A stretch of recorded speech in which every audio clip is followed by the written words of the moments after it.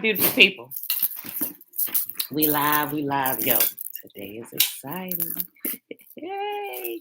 I don't know if some people ready for the day. Oh, I don't know if some people ready for the day. Well, we're going to read what I companion reading today. Yo, Trina, hey, girl. Hey, that's wobble. That's wobble. Listen, y'all. I'm so excited. Look, I can't even find my printed version, so I got to read it from my online book. I'm glad I downloaded it. All right, y'all. Happy Sunday. Today, Shayla, hey girl, hey. Today is August the 29th, 2021, day 246 of year 3 of reading through the books of the law and the prophets, and of the 3-year consecutive day count, day 915, 915. Remember, that's without the Sabbath days and the feast day Sabbath days added into the count. Why? Because we rest. We rest, right? Okay. Get these bodies some rest so they can rejuvenate themselves. Today, y'all. Oh, I didn't put 4 here. Did I put? Okay, so today, y'all, we're reading Hosea 4, 5, and 6. And we are going to start a new companion reading. Nikki, hey, girl, hey. We're going to start a new companion reading today. It's a really, really, really, really thin book, and we'll probably only be in it for a couple of days. Then we'll go into another one. But we are reading the true authorship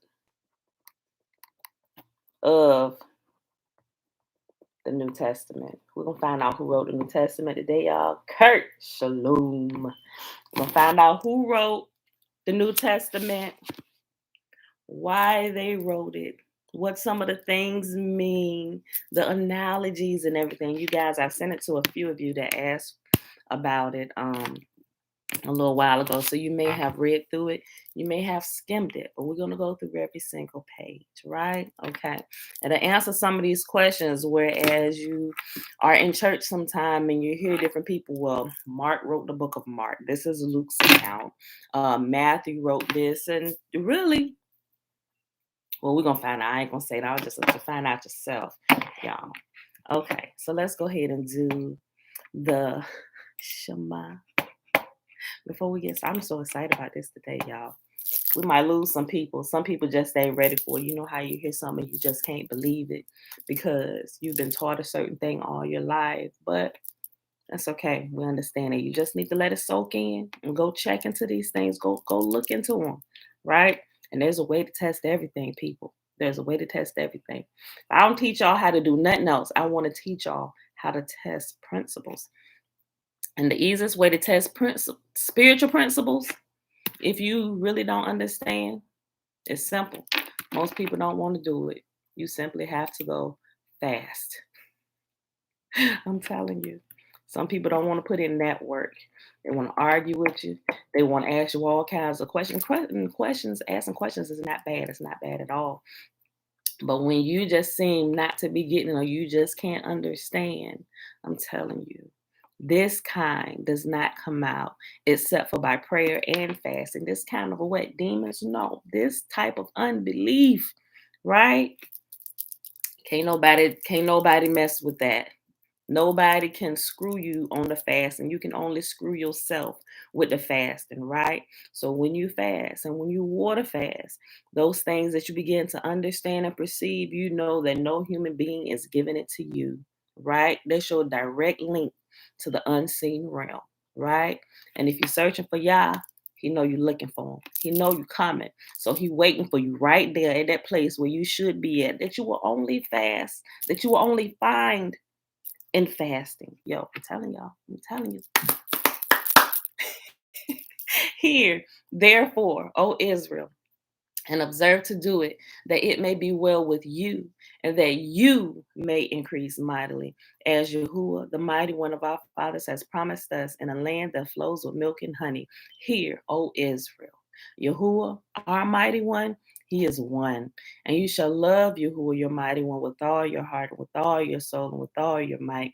And these words which I command you this day shall be in your heart, and you shall teach them diligently unto your children, And you shall talk of them when you sit in your house, and when you walk by the way, and when you lie down, and when you rise up. And you shall bind them for a sign upon your hand, and they shall be as frontlets between your eyes.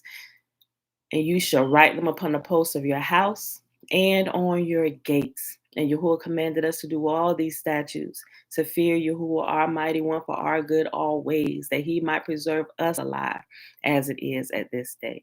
And it shall be our righteousness if we observe to do all these commandments before Yahuwah, our mighty one, as he has commanded us. All right, y'all. So let's bring Hosea up.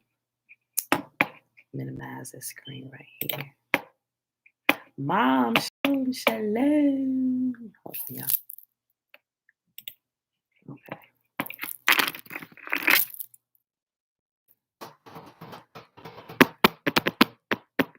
Okay. This moving so slow today. I'm sorry.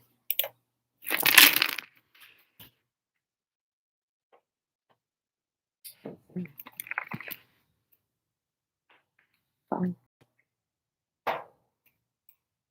Small version. Yep.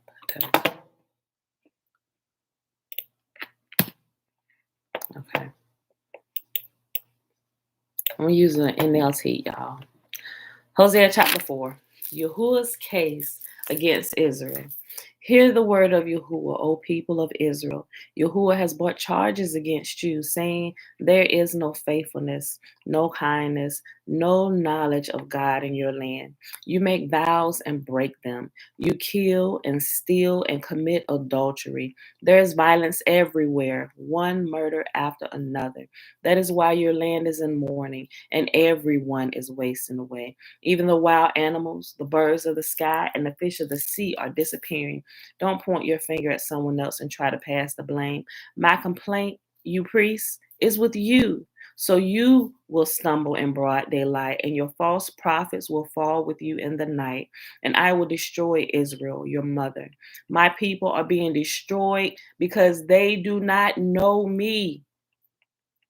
Since you priests have refused to know me, I refuse to recognize you as my priests. Since you have forgotten the laws of your God, I will forget to bless your children. The more priests there are, the more they sin against me. They have exchanged the glory of Yahuwah for the shame of idols. When the people bring their sin offerings, the priests get fed. So the priests are glad when the people sin. And what the priests do, the people also do. So now I will punish both priests and people for their wicked deeds. They will eat and still be hungry. They will play the prostitute and gain nothing from it, for they have deserted Yahuwah to worship other gods. Wine has robbed my people of their understanding. They ask a piece of wood for advice. They think a stick can tell them the future. Longing after idols has made them foolish. They have played the prostitute, serving other gods and deserting their God. They offer sacrifices to idols on mountaintops. They go up into the hills to burn incense in the pleasant shade of oaks, poplars, and terebinth trees. This is why your daughters turn to prostitution and your daughters-in-law commit adultery. But why should I punish them for their prostitution and adultery? For your men are doing the same thing, sinning with whores and shrine prostitutes. Oh, foolish people, you refuse to understand, so you will be destroyed. Though you, Israel, are a prostitute, may Judah be not guilty of such things. Do not join the false worship at Gilgal or Beth Aven, and do not take oaths there in Yahuwah's name. Israel is stubborn, like a stubborn heifer. So should Yahuwah feed her like a lamb in lush pasture? Leave Israel alone because she is married to idolatry. When the rulers of Israel finish their drinking, off they go to find some prostitutes. They love shame more than honor, so a mighty wind will sweep them away. Their sacrifices to idols will bring them shame. Sheesh. Hosea chapter 5. Demi Shalom. The failure of Israel's leaders. Hear this, you priests Pay attention, you leaders of Israel. Listen, you members of the royal family. Judgment has been handed down against you, for you have led the people into a snare by worshiping the idols at Mizpah and Tabor. You have dug a deep pit to trap them at Acacia Grove, but I will settle with you for what you have done. I know what you are like, O Ephraim. You cannot hide yourself from me, O Israel. You have left me as a prostitute leaves her husband. You are utterly defiled. Your deeds won't let you return to your God. You are a prostitute through and through, and you do not know me. The arrogance of Israel testifies against her. Israel and Ephraim will stumble under their load of guilt. Judah too will fall with them. When they come with their flocks and herds to offer sacrifices to me, they will not find me because I have withdrawn from you. They have betrayed the honor of Yahuwah, bearing children that are not mine. Now their false religion will devour them along with their wealth. Sound the alarm in Gibeah, blow the trumpet in Ramah, raise the battle cry in Beth Aven. Lead on into battle, O warriors of Benjamin. One thing is certain, Israel. On your day of punishment, you will become a heap of rubble. The leaders of Judah have become like thieves, so I will pour my anger on them like a waterfall. The people of Israel will be crushed and broken by my judgment because they are determined to worship idols. I will destroy Israel as a moth consumes wool. I will make Judah as weak as rotten wood. When Israel and Judah saw how sick they were, Israel turned to Assyria, to the great king there, but he could neither help nor cure them. I will be like a lion to Israel, like a strong young lion to Judah. I will tear them to pieces. I will carry them off, and no one will be left to rescue them. Then I will return to my place until they admit their guilt and turn to me. For as soon as trouble comes, they will earnestly search for me. Last chapter for the day, y'all. Hosea chapter 6. These are really short chapters, too. A call to repentance. Come, let us all return to Yahuwah. He has torn us to pieces. Now he will heal us. He has injured us. Now he will bandage our wounds. In just a short time, he will restore us so that we may live in his presence. Oh, that we might know Yah. Let us press on to know him. He will respond to us as surely as the arrival of dawn or the coming of rains in early spring. O Israel and Judah, what should I do with you? Asked Yahuwah. For your love vanishes like the morning mist and disappears like the dew in the sunlight. I sent my prophets to cut you to pieces, to slaughter you with my words, with judgments as inescapable as light. I want to show, I want you to show love, not offer sacrifices. I want you to know me more than I want burnt offerings. But like Adam, you broke my covenant and betrayed my trust. Gilead is a city of sinners, tracked with footprints of blood. Priests form bands of robbers, waiting in ambush for their victims. They murder travelers along the road to Shechem and practice every kind of sin. Yes, I have seen something horrible in Ephraim and Israel. My people are defiled by prostituting themselves with other gods. O Judah, a harvest of punishment is also waiting for you, though I wanted to restore the fortunes of my people. And that, my beautiful people, is our reading for today. Now, let's go ahead and hop on over here. And I'm going to share this link with y'all the whole time while we read this. Hold on.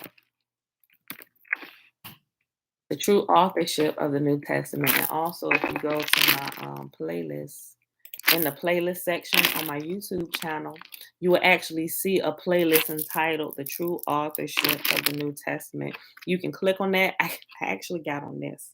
I got on this purple head wrap, but I got it in a different way, and I look like Chiquita Banana.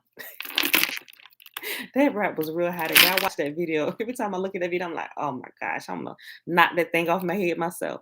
But anyway, I got on this purple turban, and it's real high, but you will see it. The video is like a minute long, and I'm just telling you to click down into the description box to click on the link to pull that up. Matter of fact, let me just go there now. I'll pull it up from there on my own playlist and click on it and make sure the link is still active. It's a good way to check.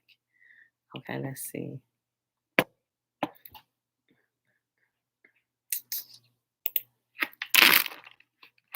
All right, hold on.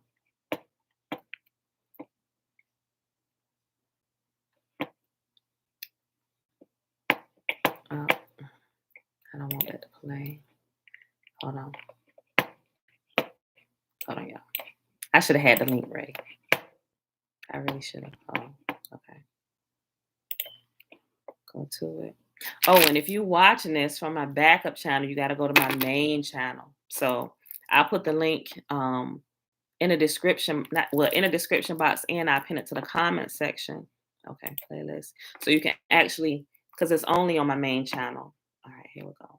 So you're gonna have to go to the main channel to actually get the link to this. And the video is 54 seconds. Okay. Hey y'all, this Pam. Hold on. Okay, here's the link. And I did put the link in there to Amazon because Amazon did sell it. But since I started telling people about it, they're sold out, right? So people didn't want to bought it, right? Look, I bought it too. I can't even find my copy. All right, y'all. Here it is. Let me share the link down here real quick for y'all. Just in case you want to click on it and read it simultaneously while I'm reading it. Okay. Matter of fact, I'll post it on a live video. Hold on. Right here. This way. Like I said, while I'm reading it, so you'll know I ain't got no shenanigans going on. Hold on. Post. I don't know if that's clickable from the chat. Look, and it came from my backup channel. Okay, hold on. Let's see. I can't. Got no shenanigans going on. Okay, so you just saw me post it in the chat. I can't post it under what you call it. I'm sorry. Okay. I guess it ain't gonna work that way. So just go to the video and pull it up while I read it, y'all. I'm sorry. I thought I was gonna be able to post it. Maybe I'm just doing something wrong. But you just seen my post in the live chat box. Let me see if I can put it here on Facebook too. Hold on. Paste. There you go. Okay. All right, y'all. So here we go. Let me minimize this so I can see it.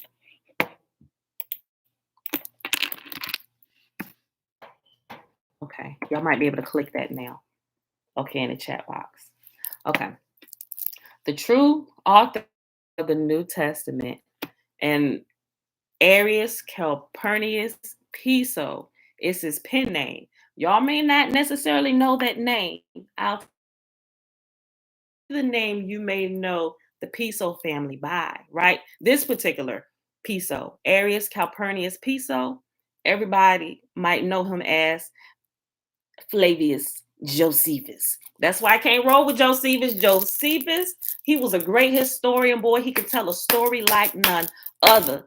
He is famous for taking historical events and merging them with fictions, intertwining his own family in as signature marks, and literally making complete fools out of people because they don't do their due diligence. Yo, Levine, blessings. Okay, so here we go, y'all. If y'all got the link on, open it up. Save this. Save this to your books. If you got Apple phones, save the link somewhere so you can go back to it so you can start checking into this stuff, y'all. Okay.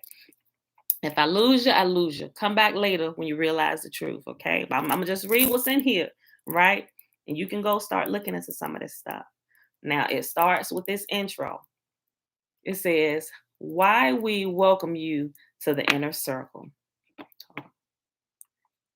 And it's about to explain what this inner circle is, people. And I want y'all to think about all of this. Think about what he's saying and the state of everything today, what we have found out about who is who. And even in here, you'll see. Let me read. The inner circle or inner ring is the most exclusive club in history. It has consisted of those religious, political, and literary leaders having knowledge of the great secret that the Calpurnius Piso family of ancient Rome, drum roll please,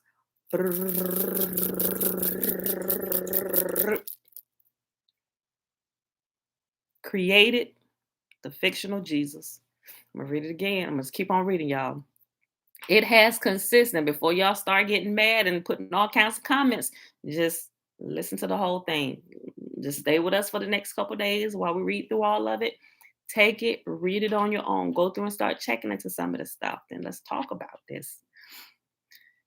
It has consistent. Let me start over. The inner circle or inner ring is the most exclusive club in history. It has consisted of those religious, political, and literary leaders having the knowledge of the great secret that the Calpurnius Piso family of ancient Rome created the fictional Jesus, the New Testament, the church, and Christianity.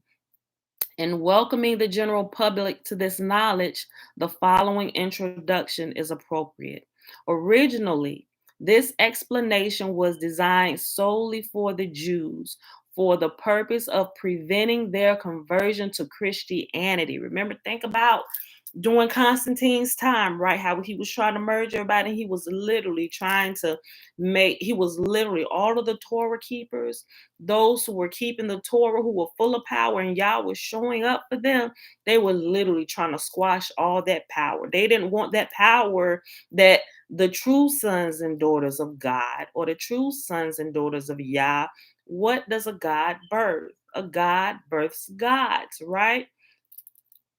Now just keep that, hold that while you can't just really understand it, right? Just kind of hold it for a second and listen to what I'm saying as I explain this, right? Some people, you might kind of get off of what I'm saying, but pay attention. Listen. Originally this was written to kind of keep the Jewish people, the ones who were in the created state of Israel. It was designed to keep them from falling into this trap that they had set for everybody else, right? They wanted them to be aware of the shenanigans they was about to pull on the entire world, right? They don't want y'all falling into this whole messianic thing, right? Listen. Originally, this explanation was designed solely for Jews for the purpose of preventing their conversion to Christianity. It was not intended for Christians nor other non Jews. No exclusivism was intended, rather, concern for the faith of others. The purpose of this booklet was to inform Jewish Christians and Jewish Jews of the true account of the creation of Christianity. In the first century AD, Jews were 10% of the population of the Roman Empire. Today, after 1900 years of suffering persecution, forced conversion, exiling, murder, and the Holocaust, the Jews are but 1/4 of 1% of the world's population. And today, Jews are being attacked by modern versions of the age old problems. Now, keep in mind, although he is talking about the Jewish people, remember, what he's saying is still true. They just have substituted the real Jews or the real Hebrews for this particular people. So now when they're saying Jews, and they even throw the Holocaust in there, they had to throw in some kind of event that was kind of directed at them to kind of make all these other events in history seem like they were directed at this particular people, but it's really talking about the true descendants, right? Okay, just remember all of this stuff, y'all. The purpose of this booklet was to inform Jewish Christians and Jewish Jews of the true account of the creation of Christianity. In the first century AD, Jews were 10% of the population of the Roman Empire. Today, after 1900 years of suffering persecution, forced conversion, exiling, murder, and finally the Holocaust, the Jews are but 1/4 of 1% of the world's population. And today, Jews are being attacked by modern versions of age-old problems. Firstly, there are a number of groups of what are called Messianic Jews or Hebrew Christians or completed Jews whose leaders are engaged in the twofold business of one, Listen, we talk about this all the time. Collecting money from Christians, their churches, and their Christian organizations, and two, using the money thus collected to evangelize the more confused and or unsophisticated of their Jewish brethren into changing their religious affiliation to become Christians. I told you, Christianity is nothing but a prostitution ring to extract everything you got. Okay, we talk. This ain't the first time y'all heard this if y'all have been on this channel. Okay. Secondly, still today, other Christian groups continue to manipulate their readers and listeners. Yes, baby. You left this. I left this. Oh, thank you, baby. Thank you so much. No. Yes. Oh, I didn't leave that. I actually gave that one to Jeremiah to read. Okay. Where's that cake? No, somebody ate it. It's not in the refrigerator. Oh, somebody ate the last pieces of cake. Sadly, still today, other Christian groups. And the ice cream. And the ice cream too, sis. They did. I went to sleep. That happened while I was asleep. Okay, I'm reading, Pooh. Secondly, still today, other Christian groups continue to manipulate their readers and listeners by preaching hatred towards Jews. Some attack Jews by attacking the state of Israel. They claim the Holocaust was a lie created by Jews to justify Israel. They continuously present the account of the 1967 wartime attack on the USS Liberty with their cry of Jewish conspiracy. Other groups claim that they, white Christian Americans, are somehow descended from the northern 10 tribes who were carried off by Assyria in 720 BC, and that they, not the Jews, are the modern day Israel, and that Jews are satanic rejectors of Christ and have no right to exist. All this is done in the name of Christ while the money continues pouring in. This hatred towards Jews seems reasonable to many only because 1900 years of stereotyping Jews has conditioned popular thinking to its acceptance. The hatred was deliberately created by the authors of the New Testament, as this booklet shows. Thirdly, our Arab cousins have seized upon the worldwide Thirdly, our Arab cousins have seized upon the worldwide negative image of the Jews to likewise manipulate for power. They and their communist friends dominate the United Nations so that it spends 50% of its total time attacking Israel by every conceivable excuse. Many Christians, as well as Jews, have wondered at this continued manipulation of hatred. Christians have also wondered at just why the Jews did reject Jesus. They have doubted the Jesus story, but there were no answers available for their questions. Many have been clearly pleased. Many have been clearly pleased to attain and read this explanation. Therefore, it is to seekers of truth of all possible persuasions that we respectfully submit the information in this booklet. The next section says, praise Piso, right? You know how they say praise Jesus?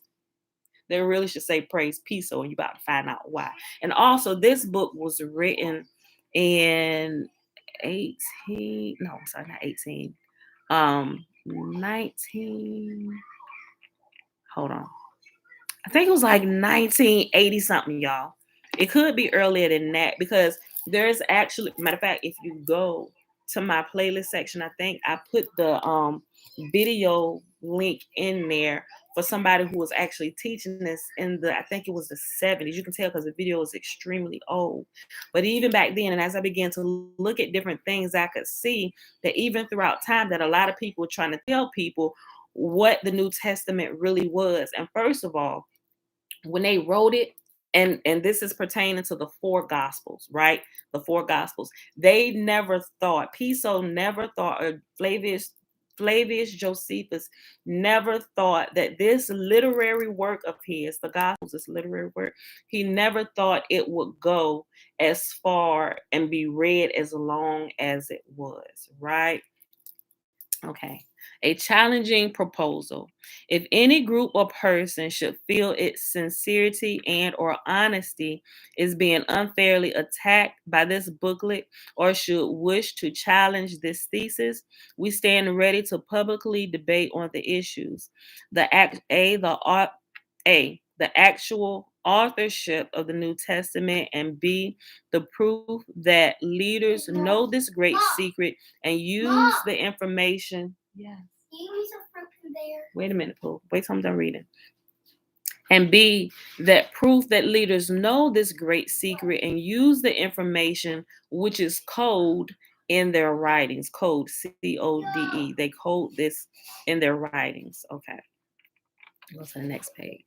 Okay, so that was the introduction. And then you have the table of contents, which lists each like little section of the book. So the first one is the great secret, then the Jews reject the story, the authorship of the New Testament books, the numerical code systems, sounds, animals, and illusions, the family in the New Testament, the creation of the church, how to find Josephus as the author, the proof that Josephus was really Calpurnius Piso, the inner circle, and then the last section of this book is called The Truth Makes Free.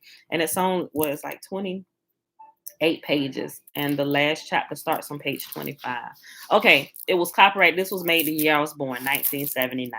Okay, this book, it was published in 1979. Okay, first part, The Great Secret. For there is nothing covered that will not be revealed. And you can find that in Matthew chapter 10, verse 26.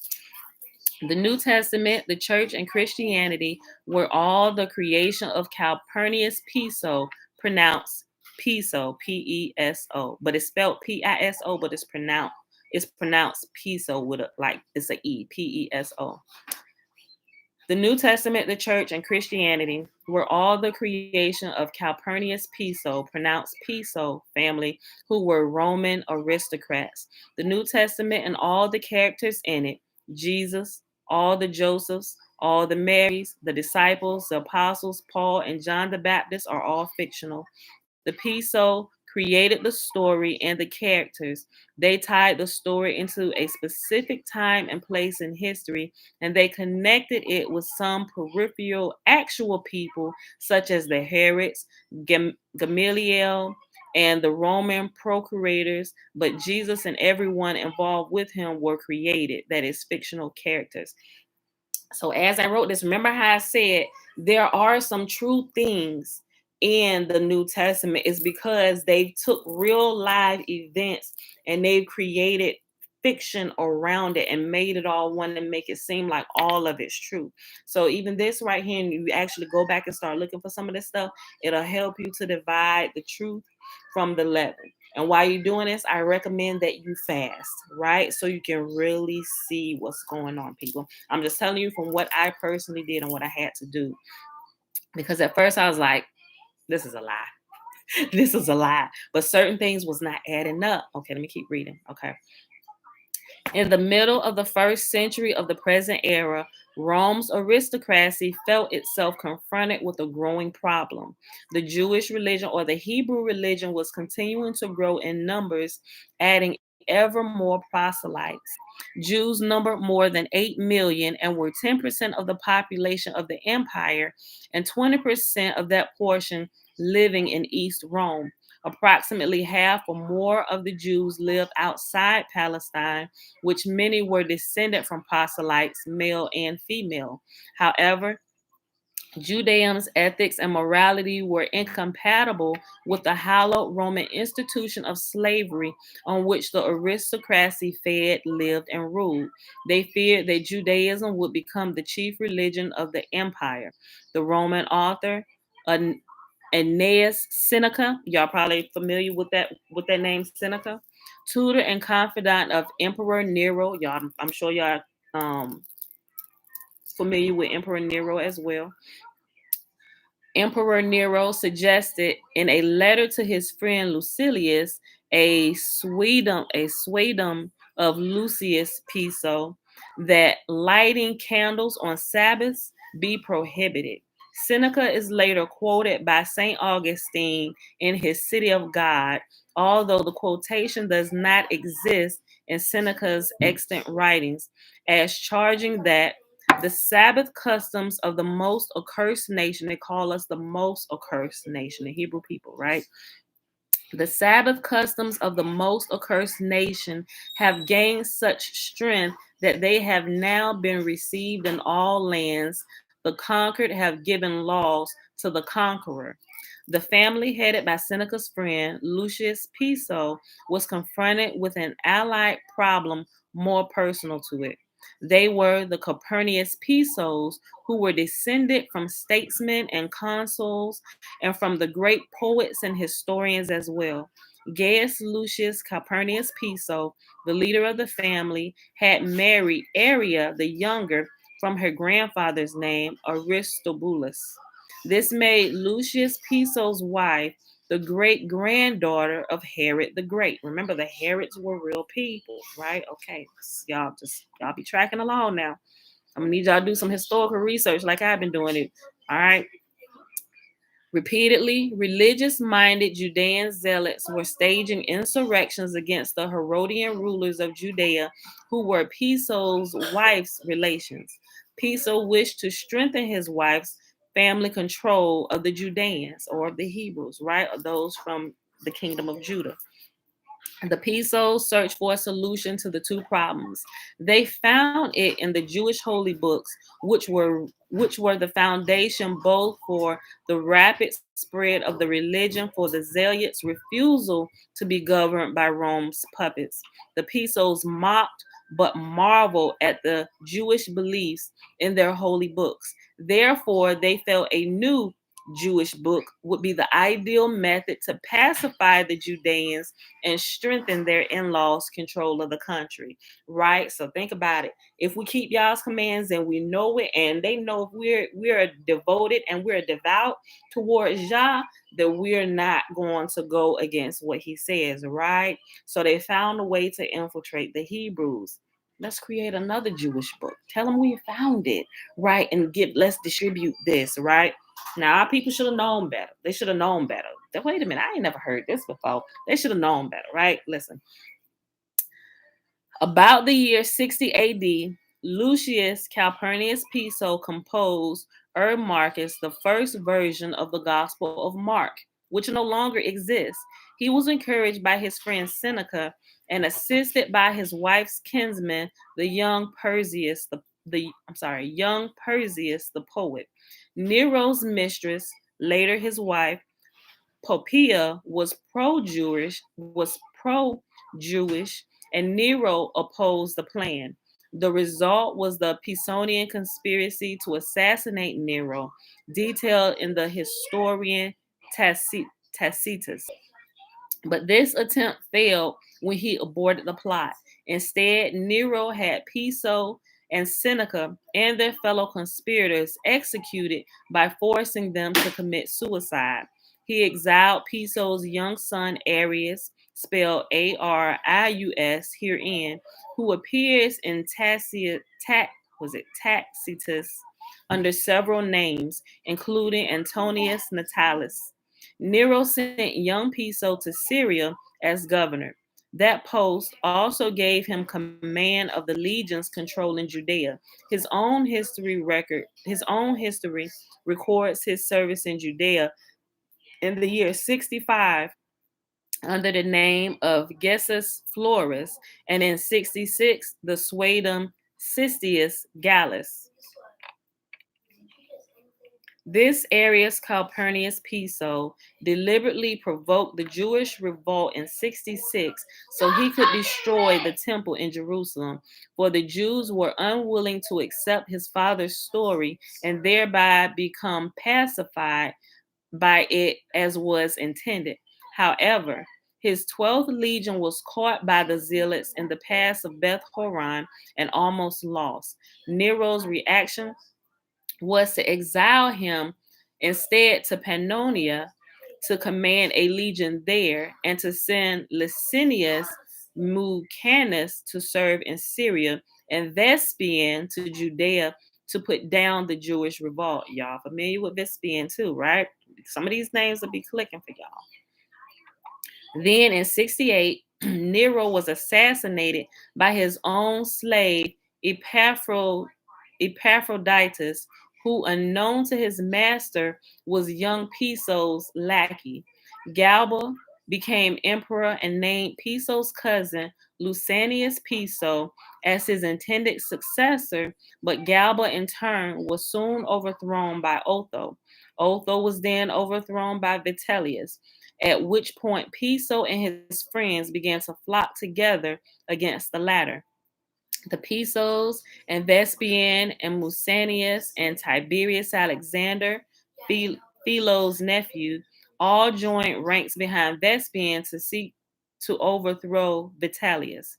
Arius Calpurnius Piso was still commanding the 7th Legion in Pannonia, which is Austria-Hungary, and Vespasian sent him, now appearing in these names, Tacitus, with the name Marcus Antonius Primus, south across the Alps to overthrow Vitellius.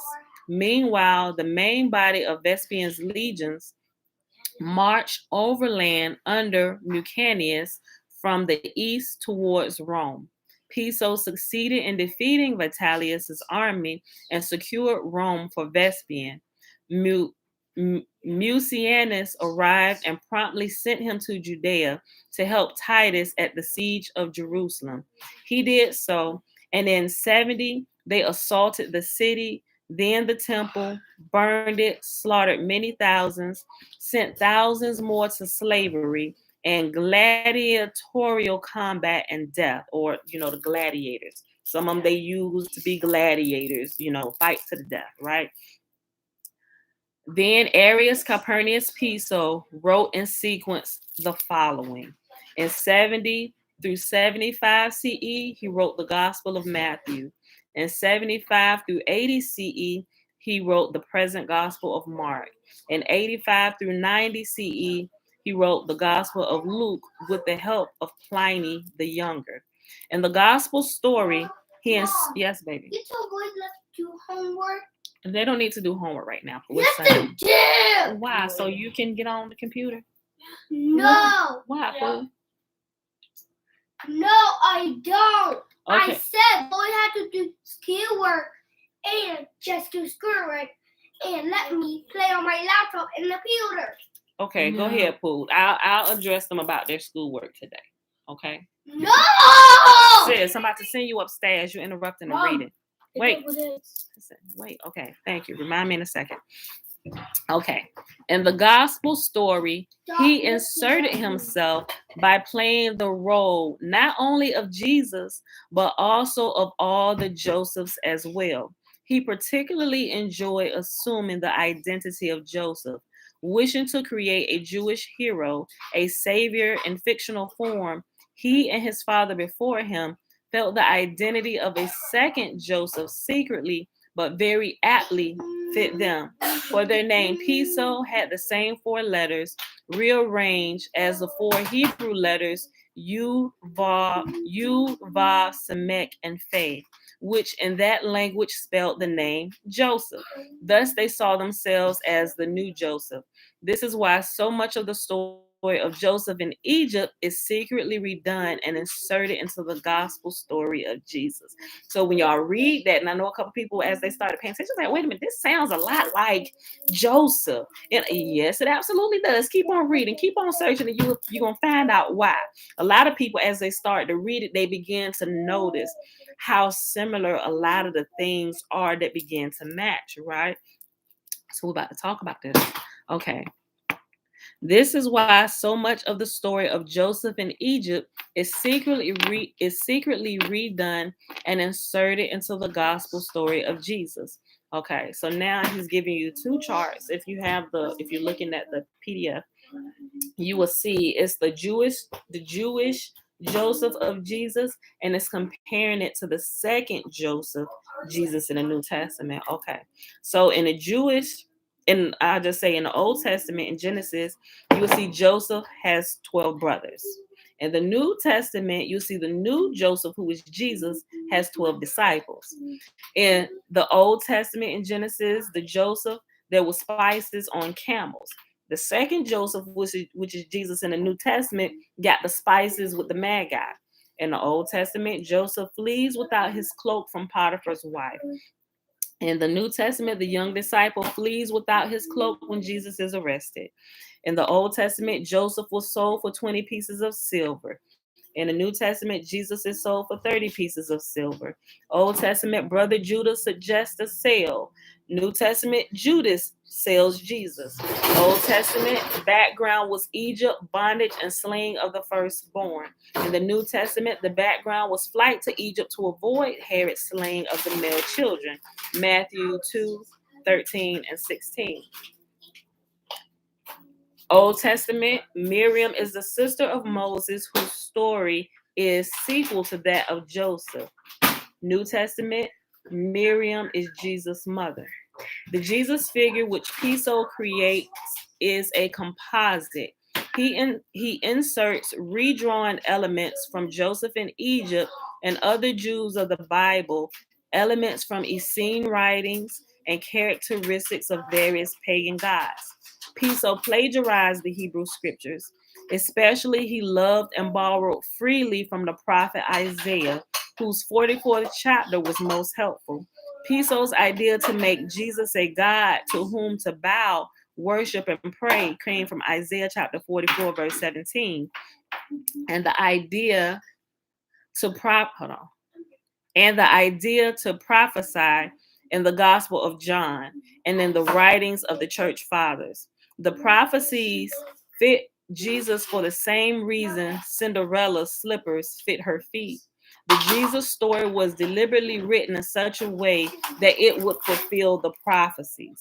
In addition to creating Jesus in literature, Piso created for himself another famous literary role, that of a purported Jewish general and then historian, Flavius Josephus. As Josephus, he contended he had bravely led his fellow Jews in the war in defending Galilee against the Roman invaders. However, like Jesus, Josephus came only in literature, that is, in Piso's own writings. Under his fictional name, Flavius Josephus, he also wrote during these approximate years the following books. And some of you may have some of these books. I have them. Yes, babe. Okay, no, that's enough. You want to eat all them strawberries? Okay. I mean, I believe you, but just if you want some more, come back and get some more. Okay. So from 75 to 80 CE, he wrote the Jewish War. From 90 to 93 CE, he wrote Jewish Antiquities, which is a Jewish archaeology. From 96 to 103 CE, he purported his autobiography entitled Vita in Latin, which my drink not taste natural. My drink tastes good. Very good. His purported autobiography entitled Vita in Latin, which would be Bios in Greek, which is also fictional. And you got from 103 to 105 CE, he wrote the Contra Apionem, Apionem. Piso is known publicly in history only under his pen name of Flavius Josephus. He does not appear as Arius Calpurnius Piso. His true identity is decipherable only by reconstruction. With his father's death at Nero's hand in 65, the Pisos vanished from public Roman history. For the next 73 years, they were busy writing the New Testament, tightening their power over the known world, but they appear only under alias names. They reappear as a family with Piso's grandson, Antonius, as emperor in 138, and are thereafter known chiefly as the Antonites, but not as the Pisos. What time are we at? 48. Okay. The second section, the Jews reject the story. He came unto his own, and his own received him not. You can find that in John chapter 1, verse 11. His mother's people rejected his tale, and with good reason. They well knew he had destroyed their temple and city and slaughtered their people because of his senseless hatred. John chapter 15, verse 25, and that he was now the author of the new fiction by which Rome was hoping to control the Judean masses. They also knew that while finishing the Gospel of Matthew and writing his account of the war entitled The Jewish War, he was the Roman general who in 73 destroyed the last three Jewish outposts, Macarius, Herodian, and then Masada. In the semi-fictional story of the war which he wrote, he gave himself as conqueror of Masada the fictional name Flavius Silva. He knew the details of the siege of Masada intimately because he was the one who conducted it. He wrote that the defenders who committed suicide totaled 960 because, as the explanation later of his code system will explain, 600 stood for Christ, 300 stood for the cross, 60 stood for the name Calpurnius Piso. Then he inserted into the Gospel of Mark, after the year 75, the fallen commander of Masada, Eleazar ben Yair.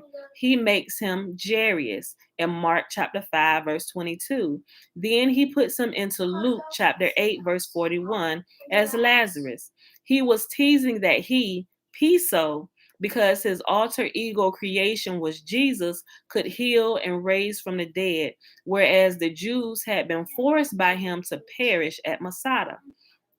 Because of the destruction in the war, Judea after 70 was desolate and underpopulated, with little left to tax. The Herodian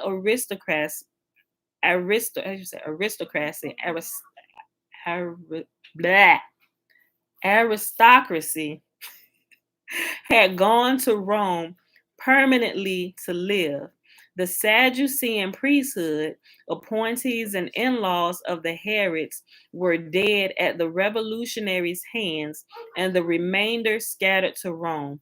Even the Essenic or the Essene visionaries, and some of you all may have heard of the Essene's Gospels, all of this stuff is included, y'all. If y'all have done enough research and pulled enough resources, you're familiar with a lot of these things that are being said. And hopefully you'll be able to start putting some of this stuff together, right?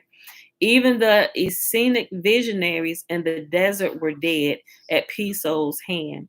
The only surviving Judean leadership were the non-political or fence-straddling Pharisees who, after 70, changed their names to rabbis. The remaining Judean looked to them for guidance. Their leader, Yochanan ben Zakkai, had obtained Vespasian's permission to establish a school at Yavna. In return, the rabbis now taught pacifism and accommodation to Vespasian's imperial wishes. But unlike the Herods before them, they were not fully practical, for they refused to accommodate Piso's wishes as to religion. They refused to instruct their people to accept his story.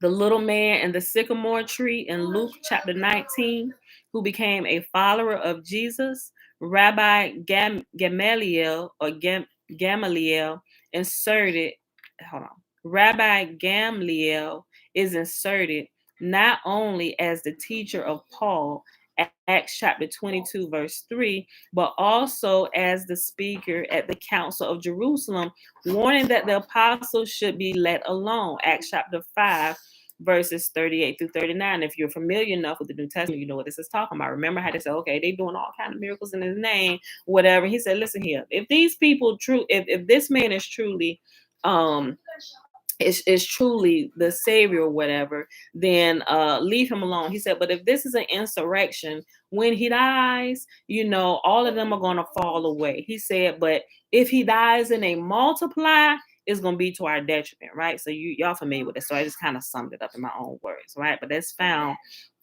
And that was Gamaliel that spoke that, right? And as you can find that in Acts chapter 5, verse 38 through 39, but you can also see him in Acts 22, verses 3 as Paul's teacher. Even Rabbi Akiva would be added to Acts as Agabus, Acts chapter 11, verse 28, and Acts chapter 21, verse 10, and as Mom. Siva. Yes. I had to wash these off. Go ahead. You can rinse them off. And as Sceva in Acts chapter 19, verse 14. And y'all probably familiar with that name, this with the whole story about the 7 sons of Sceva, right? Okay. More vengeance was wrought by Piso by his picturing the Jews and the successive gospels as increasingly evil. In Matthew chapter 23, yes, baby. I want to. Okay. In Matthew chapter 23, Jesus repeatedly calls the scribes and Pharisees hypocrites and even vipers, but does not include the people. In Matthew chapter 3, verse 7, also the Pharisees and Sadducees are called the hold on. Okay. The Pharisees, you gotta look at it. The Pharisees and Sadducees are called offspring of vipers, this time by John the Baptist. But by the time of Luke chapter 3, verse 7, it is not merely the leaders, but the crowds whom John the Baptist called the offspring of vipers. Get out of here. Because you agitating him. Go on in there. I wanted to do it. Stop. I'm not even done. Sheesh. Sorry, y'all. But by the time of Luke chapter 3, verse 7, it is not merely the leaders, but the crowds whom John the Baptist calls the offspring of vipers. In Acts chapter 23, verse 12, written in 96 through 100, it is the Jews and not merely the Pharisees and Sadducees who form a conspiracy to kill Paul. By the time of the Gospel of John, year 105, the author, Piso's son, Justus, has Jesus tell the Jews who challenge him, "You are of your father, the devil." John chapter 8, verse 44. Even when Piso absolves the villains of culpability, "Father, forgive them, for they know not what they do," found in Luke chapter 23, verse 34, it is the Roman soldiers and not the Jews whom he excuses. It was true that none of the actors knew what, because of none of the fictional characters would be present to observe the writing of the story. Okay, let me go back. It was true that none of the actors knew that, because none of the fictional characters would be present to observe the writing of the story. The New Testament pictures the Jews as the enemies of Jesus, of Paul, and of the message of the gospel. Piso's son, Proculus, writing the epistle to the Romans in Romans 11, chapter 28, explained the reason why the Jews were being pictured as the enemies of the new believers. As concerning the gospel, they, the Jews, are enemies because of you or for your sakes. That is, in order that the people would believe the story. The author of 1st and 2nd John admits why the Jews were then opposing the gospel. They were refusing to confess that Jesus Christ had come in the flesh. 1 John chapter 4, verses 3, 2 John verse 7. The author's response was to stop, Bella. The author's response was to label such opponents as deceivers and antichrist, right? Let me see what time we at. 57. Okay. We'll read this third section. Let's remember everything we learn, everything that Yahuwah tells us, like everything. Y'all got to keep everything in its proper order. The truth from error. And when it gets too hard and you get confused, just stop, take a breath, seek Yah, and fast, right? And I'm telling you, it begins to unfold so beautifully, right? And some people it takes them a little longer to see, but when you truly get free, we can get on really about our Father's true business in this earth, right? We need more people woke to what's really going on, right? So you can see everything that's been happening around you, all the magical spells and what they have been doing to keep the true sons and daughters from manifesting in this earth. All of creation is waiting for us, right? And we can't seem to break ourselves free from these stories. All of creation is waiting on the manifestations of the true sons and daughters of Yah. I'm going to take you upstairs. Stop it. All right, the next section. The authorship of the New Testament books. Let God be true, but every man a liar. Romans chapter 3, verse 4. The main authors of the New Testament books were Arius, Calpurnius Piso, which is also called Josephus, his son Fabius Justus, his granddaughter's husband Pliny the Younger, and his son Julius. Following is a list of the actual authorship of each of the books of the New Testament. Okay. So I'm going to name the books, the year it was written, and the actual author of that book. Okay. So the original book of Mark was written in 60 CE, and the actual author was Lucius Calpurnius Piso. The book of Matthew was written in 70 CE through 75, and it was written by Arius Calpurnius Piso. Bella, get down. The present book of Mark was written from 75 to 80 CE, and it was also written by Arius Calpurnius Piso. You got the book of Luke, which was written from 85 to 90 CE, and it was written also by Arius Calpurnius Piso with Pliny's help, right? Pliny the Younger. Google Pliny the Younger. You'll find out, and he'll kind of lead you to the whole Piso clan and the Josephus and all these shenanigans, y'all. Okay, the Acts of the Apostles. It was written from 96 to 100 CE, and chapters 1 through 15, AC Piso with Justus' help. Chapters 16 through 17 of the book of Acts by Justus. Chapters 18 through 28, some written by Justus and some written by Pliny. The book of Romans was written in 100 CE by Proculius Calpurnius Piso. First Corinthians, Galatians, and Ephesians was written from 100 to 103 CE by Pliny the Younger. Second Corinthians and Ephesians was written from 103 to 105 CE by Justus. Colossians was written from 106 to 107 CE by Justus with his son Julianus's help. First Timothy was written in 105 CE by Pliny the Younger, and Second Timothy was written in 107 by Justus. The book of Titus was written in 103 to 105 CE by Pliny the Younger. You'll see Pliny or Pliny the Younger, but it's the same person, right? Philemon was written from 105 to 110 CE by Justus with the help of Julianus. The book of James was written in 110 by Justus. The book of First Peter and Second Peter was written in 110 to 115 CE by Proculus.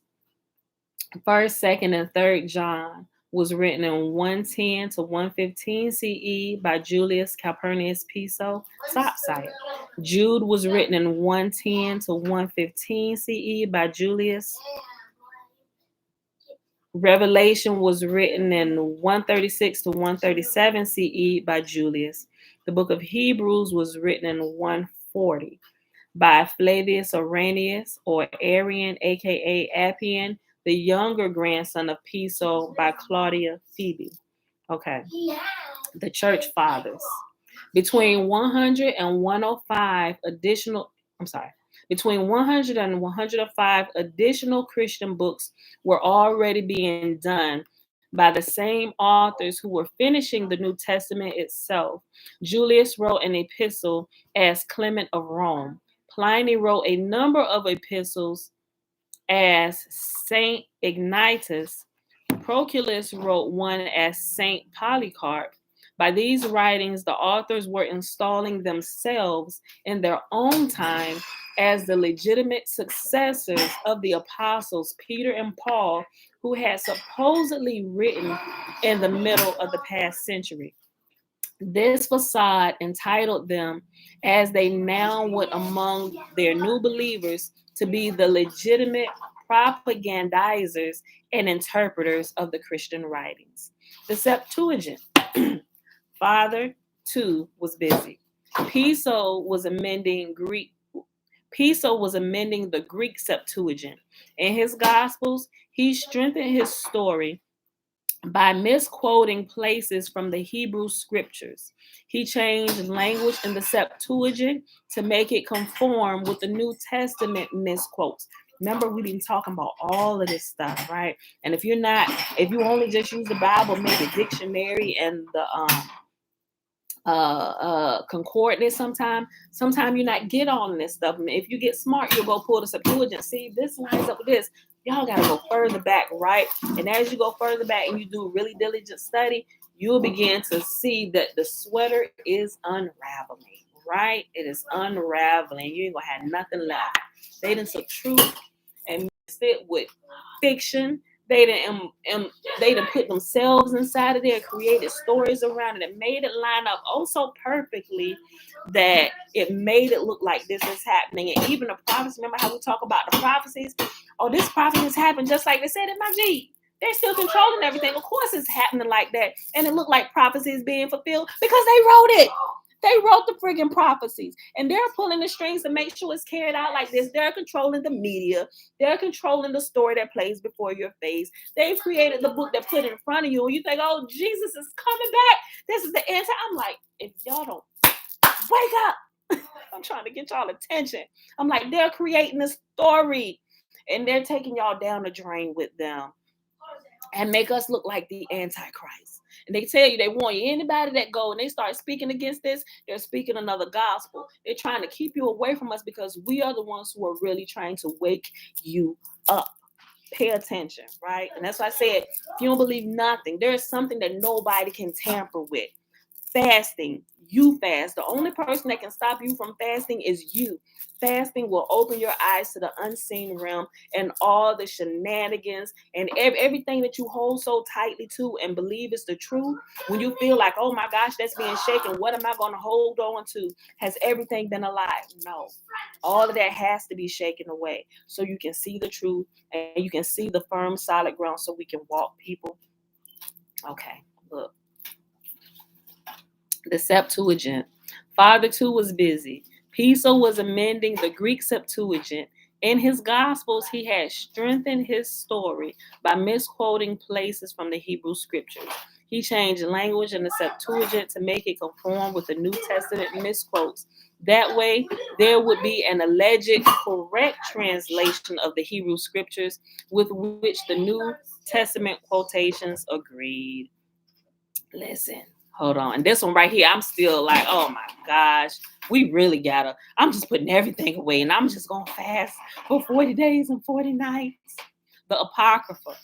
Piso wished to create a strong foundation on which to place the new faith. So between 100 and 115, he created the story of the 400 lost years of Jewish history. He did this also by writing most of the 14 books of the Apocrypha, including Esdras, First Maccabees, Judith, Tobit, Bel and the Dragon. We just read Bel and the Dragon yesterday. By making Jewish history brave and glorious, the empire's people would more readily accept it as their own history and become the new Israel. The writings of Arian. Later, between 130 and 150, Arian or Arrhenius, a longer form of his grandfather's name, Arius, would emulate him. He would use Piso's Suetums of Flavius and Barnabas. He would compose, in addition to Hebrews, many Christian books.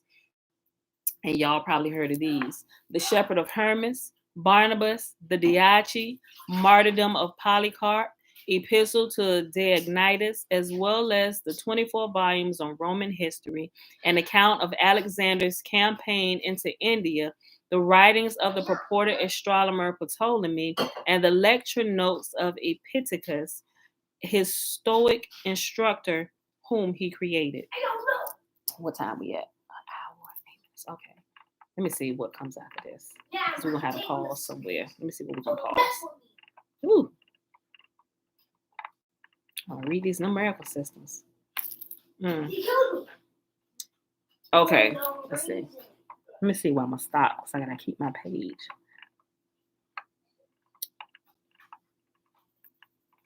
Okay, let's go through the numerical system. We're going to read the numerical codes, and after the numerical codes, we'll stop and we'll pick it up. tomorrow with the rest of this. Okay. The numerical codes. Putting 2 and 2 together and getting 22. Piso wished to ensure that no other writers nor family could ever lay claim to the authorship of his and his family's great work. So he inserted various systems of code.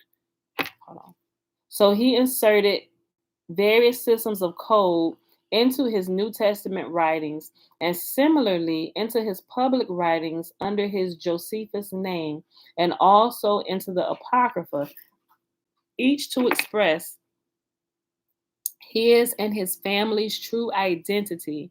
It was like copywriting his work. Centuries before, the Greek philosopher Pythagoras had developed a method of expressing ideas through the numerical equivalence of a word's letters. Piso took and refined this Pythagorean mathematics and by it utilized Greek numerical code, basically 3 systems. 1, you have the small numbering. When the same system was used by the Jews in Hebrew, they called it mispar katan. Each letter in Greek had a numerical equivalent, but in small numbering, the zeros were deleted.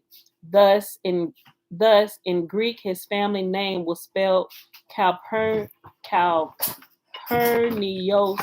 Piso and had the following numerical equivalents. Hold on. So if you got it, you will see these letters. I'm going to say the ones I know. Hold on. You got, some of them look like Roman numerals, y'all. But if you got it, now I recommend you pull it up and go to the section because I might just screw this up. You got K-A, it look like 2 I's, O-T-P-N, I-O, and Zeta, the backwards, the E. It look like, I don't know. Then you got the 2 and the 1, then the backwards E and like the omega, right? I probably screwed up the names, okay? But under each letter, it has a numerical value. And the first one, and I'm gonna just for them letters that I screwed up, I'm gonna give you the numerical values and what they added up to. So it was 20 plus 1 plus 30 plus 80 plus 70 plus 400 plus 100 plus 50 plus 10 plus 70 plus 200 equals 41. That was for the first word. Okay. Oh, I get it. It's his name, Calpurnius Piso. The first word is Calpurnius, and the second word is Piso. And there's a numerical value for each letter of his name. So that's the 2 words, Calpurnius, but it's spelled with a K here. In other places, spelled with a C. So Calpurnius is the letter of his name. It added up and equaled 41. All those numbers I just gave you, somehow it magically equaled 41, right? Then Piso, 80 plus 10 plus 200 plus 800 equals 19, right? So the total of his word is 19. The Piso word is 19. You just sign log in on your laptop? Listen, I'm on my laptop right now, and the total of his first name, Bella, I'm gonna send you upstairs. Yes. Don't let him on your laptop. Play with them. The total of his first name, Calpurnius, is 41. Piso is 19, right? Together, the 2 words total 60. I don't know what kind of math they're doing, but I'm just reading what it said, right? So they didn't figure out this elaborate numbering system that confuses everybody. Number 2, the initial system. Bella, hush. This involved using only the initial letters of the names, but with full numerical, not small numbering values. K was 20, P was 80, thus KP was 100. C in Latin was 100, P was 80, thus CP was 180. K was 20, P, which was R in Greek, which was as R in Greek, is 100, thus KP was 120. C was 100, P as in R in Greek was 100, thus CP was 200, right? Okay. Number 3, sequence system. This was used with and as an extension of systems 1 or 2. Each Greek letter also had its assigned sequence in the order of the letters in the alphabet. Using the sequence system together with 1, the letter for 60 was, there's this, it looks like a Z kind of or a line. It's this, it's a symbol. Look at the, you'll see what I'm talking about. The letter for 60 was this symbol right here, which even today appears as, there's another symbol, but this symbol is like a cross. It's like a cross with a cross higher at the top right here and 2 more lines under it. So it's a line, a small cross, a longer, smaller cross, and the longest cross at the bottom. That's what that symbol is, which you see on the papal cross, right? That letter was the 14th letter of the alphabet. Thus, Calpurnius Piso, which was expressed as the number 60, was also expressed as the number 14. That is, 14 became the secret equivalent of 60. You see how they trying to mind screw you every which way, right? Using the sequence system together with 2, K was the 10th letter in sequence and P was the 16th. Thus, KP was 26. Examples of his use of these numbering systems are as follows. In the Gospels, the 2 chapters containing genealogies of Jesus are Matthew 1 and Luke chapter 3. He uses various methods to express those numbers which most personally express his identity, namely 41, 60, and 26. In Matthew chapter 1, 41, the actual number of generations from Abraham to Jesus, count them. Number 60, the crucial verse in Matthew chapter 1, verse 17, which recites 14 3 times. Plus 1 plus 17 plus 14 3 times is a total of 60. The number 26. And the first chapter has a total of 25 verses. That plus 1, the first chapter, gives 26. They're doing some Illuminati type numbering, right? They got numbering hidden everywhere. In Matthew, they was a real Illuminati, y'all. This is where they get this from. In Matthew chapter 1, hold on. No, I went back up too far. Hold on, my computer jumped. I'm sorry. Okay. In Luke chapter 3, 40, hold on. In Luke chapter 3, 41, and the 3rd chapter has 38 verses, total being 41. The number 60 in Luke chapter 3, the generations from Jesus back to Abraham, count them, are 57. 57 plus the 3rd chapter totals 60. The number 26, the crucial verse in Luke chapter 3, verse 23, which recites Jesus' age as 30. 3 plus 23 is 26. Please note that Christians have been taught that the New Testament at that time did not have numbering of the chapters and or verses. That also is not true as far as Piso's own copies were concerned. Stop. Sorry, go back over there. Get back over there. Go. That is also not true as far as Piso's own copies were concerned. Hush. I saw him do it. Okay, thank you. The family arranged the verses so that many of the more important ones would, with the chapters, total Piso's numbers, such as John 3:16, total of 19, and John 8, chapter 32, total of 40. That no chapter and or verse numbering appears on copies distributed to be read to the illiterate slaves and poor people is quite immaterial. Introducing the actual 57 generations in Luke chapter 3 is the statement in Luke 3, verse 23, that Jesus was 30 years of age. It is thereby hinted that the 30 should be added to the 57, which follows, thus giving a total of 87. Then we should compare the 87 to the actual 41 in Matthew chapter 1 that gives a difference of 46. I know smoke is like coming out your ears, but just go back and read it slow, y'all. Listen.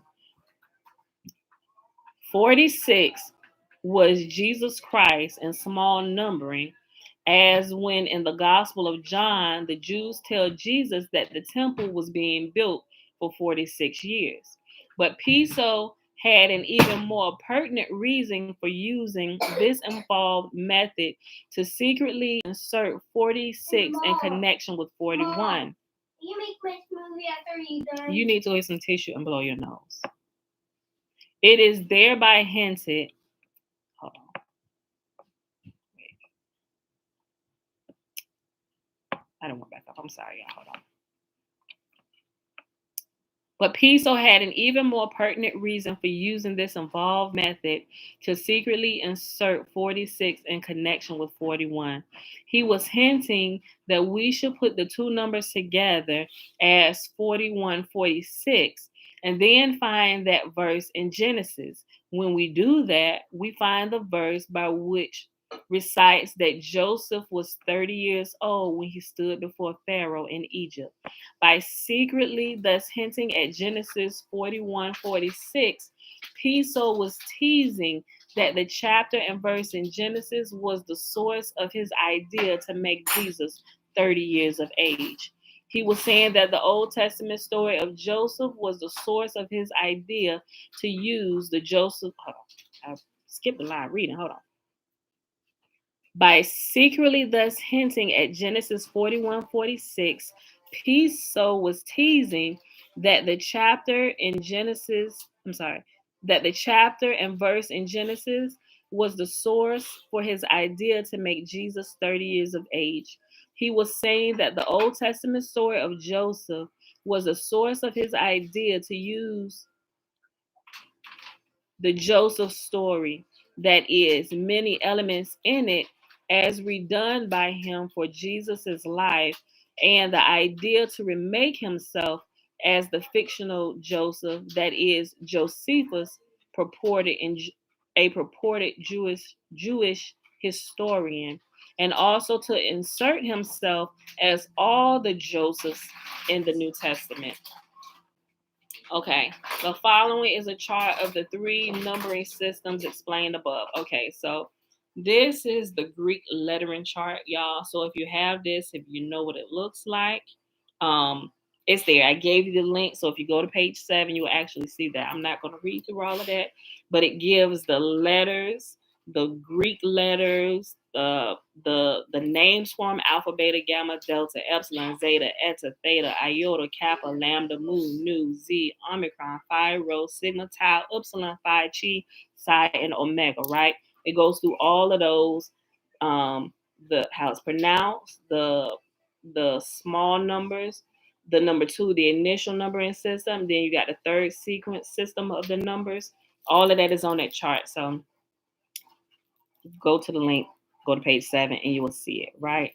Okay. And I'm going to finish this numbering section. Okay.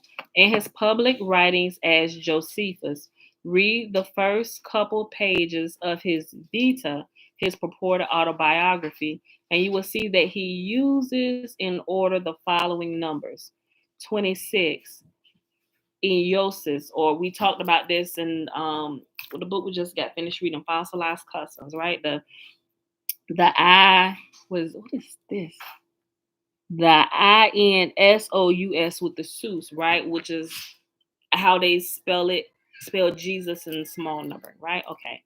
The number 9, the ninth letter was I, which stood for Iosis, however you pronounce it. I still don't know how to pronounce it, but it's how you spell Jesus in the Greek, what they used to do before they made the I to J and all that, right? Okay. Number 14, which was equivalent to 60 and hence KP. Number 16, the 16th letter in sequence in the alphabet was P, pronounced pi, as in pie in the sky, Jesus. Number 19, Piso in small numbering in Greek was 19. 26, KP by the sequence system. 600, the letter X pronounced CH in Greek, and which was the first letter of Christos in Greek. It was 600 by the initial system. The number 80, P, which stood for peso, was 80 by the initial system. The following are the main numbers the pesos use in the New Testament and in their public writings, and which have been used since by others, and why they use them. That is, what each number represented to the pesos and to others who later knew the secret. Number 14, this 14th letter by the sequence system stood for 60 and therefore KP. Number 16, the 16th letter by the sequence system was P, which stood for peso. 19, peso was 19 in small numbering. That is why in Judaism, the prayer against the minim was the 19th prayer. Okay, and we almost done this last little bit, and this is really small. Okay. Okay. 8. Roman historians Seut period Nero 49 and Dio Cassius 6329 explain merely that Epaphroditus assisted the emperor's suicide. See also Tacitus, the Annals, it's a Roman number XV 55, footnote number 2. 9 Tacitus histories. Oh, okay. These are the footnotes. Okay, so it's telling you where to pull these things from. Okay, so all of these are footnotes. 10, IBID, 2, 74 through 81. 11 is IBID, 3. Second footnote, number 1. 12 is IBID, 3.6. The realization that Marcus Antonius Primus was a suatum of Arius Calpurnius Piso is based on these factors. 1. The name in Pliny's letters, under which Piso is the latter's wife's grandfather, is Arius Antonius. Number 2, according to Suetonius, Lives of the Caesars, this is the book, Lives of the Caesars. So, Julius Caesar, right? The Julian calendar, all that stuff. These are Caesars, and you've heard me say their names as we was listing the books, right? Okay. According to the Suetonians in Lives of the Caesars, book, what's this? Book 4, volume 25, XXV. I think that's 25. I might have it wrong. It's book IV, volume XXV. I ain't that good with Roman numbers, y'all. Forgive me. Emperor Gaius Caligula appropriated Gaius Piso's wife at Piso's marriage. That would have been about the year 36, the year before Arius's birth. Caligula, y'all may be familiar with this word Caligula. It actually means something. I forget what it means, but if you've seen the movie Get Out, you heard the word Caligula, right? When he's sitting down there in the chair and they make him watch that video and they tell him about all the disgusting things that they were doing to Caligula and all that stuff. Okay, they probably got that name from here. They laughing at us, y'all. That would have been about the year 36, the year before Arius's birth. Caligula is known to have been a descendant of Marcus Antonius. Seemingly, Suetonius was teasing at the questioned paternity of Piso's alter ego creation. Number 3, Tacitus calls caustic descriptions of Marcus Antonius Primus reminded one of Piso. Number 4, the idea to call Piso Antonius Primus was his own. It was Piso himself in his Jewish War, volume 4, page 495, who first detailed Antonius Primus's campaign for Vespasian against Vitalis. Josephus inserts Antonius, which is also himself, as a centurion who dies at the capture of Jotapata in a Jewish War, Volume 3, page 333. Number 5, we got a couple more, y'all. Then this will be done for the day. Marcus Antonius Primus, colleague in the campaign against Vitellius, is named Arius Vargas, Tacitus Histories, Volume 3.6. This is yet another alter ego of Piso himself. In the mid 50s, while in his teens, young Piso was a perfect of a cohort of legionnaires in the campaign against Vulges, king of Armenia, serving there in Tacitus. You can find that in the Annals XIII.9 under the name Arius Varius. Number 6, his exploits as General Marcus Antonius Primus account for his absence from Judea in the years 67 through 69 between his defeat as Cestius Gallus as his reappearing to assist Titus at the siege of Jerusalem in 70. Rather than being Vespasian's prisoner in chains, he was his general, advancing on Rome in his behalf. And the last one, 13, Tacitus Histories, Volume 3, pages 82 through 86. Also, the supreme authority was exercised by Antonius Primus, I bid, Volume 4.2. And that's what we're going to pause at for today. Y'all know that was a lot. Thank y'all for hanging in there with me. But y'all got to know this stuff. So y'all can just kind of put this story together. So that's why we're reading it. And even after we get done with this, we're going to read a deeper account of multiple details about the creation of this entire story. And if you don't have it, you can get it. It's called Caesar's Messiah, right? So we're gonna hear about that. Maybe y'all stay, maybe y'all won't. Maybe y'all ready for it, maybe y'all not. Either way, we're gonna be here reading it, right? You can join in. If it's too much, you just need to step away for a while and just process this and go pray and fast. I'm telling you, do that, right? Let y'all lead you. It's gonna piss you off because we've been made fools of for so long. But once you get over that and you learn to trust God and develop hearing his voice, he's going to lead you and guide you, and he's going to help you put away some of these things that you have made idols in your life for oh so long. He's going to help you put it away. Because some people like, well, what do I do with Jesus now? Like, what do I do?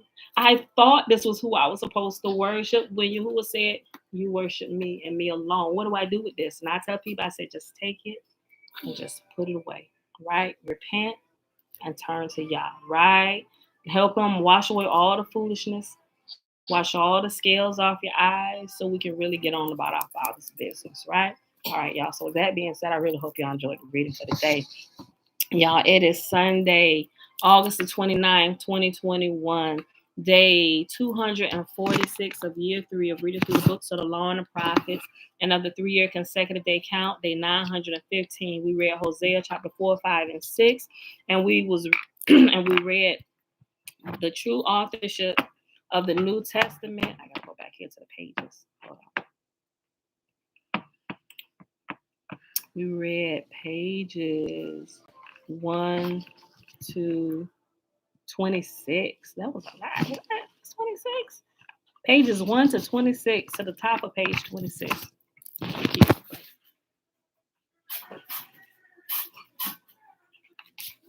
Because it's real short, y'all. So I guess that was if you had it, you will see it as you scroll through. All right, y'all.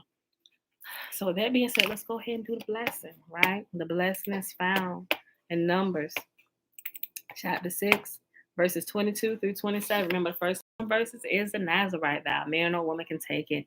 And Yahuwah spake unto Moses, saying, speak unto Aaron and unto his sons, saying, on this wise ye shall bless the children of Israel, saying unto them, Yahuwah will kneel before us, presenting gifts, and will guard us with a hedge of protection. Yahuwah will illuminate the wholeness of his being towards us, bringing order. And he will provide us with love, sustenance, and friendship.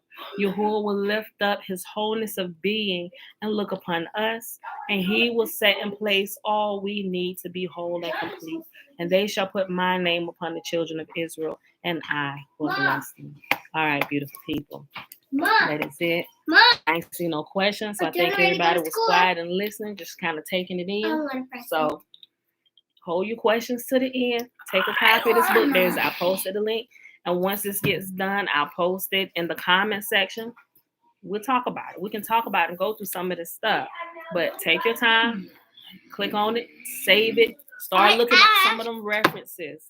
Going through some of that stuff, y'all. Mom. And you do your own Mom. due diligence. Mommy. To see if these things be true. With that being said, y'all, we gotta go. Here we go. The shenanigans is starting. Mom, Okay, so it's gonna be the end of the video. Mom, I love y'all. Thanks for hanging out. No, you can't. This her thing. No, All it's right. not.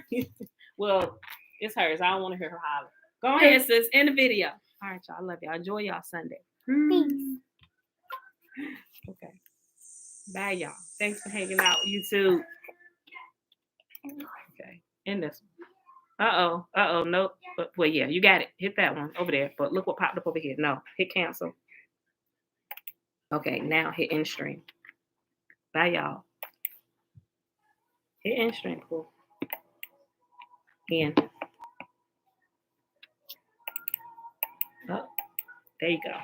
Mom.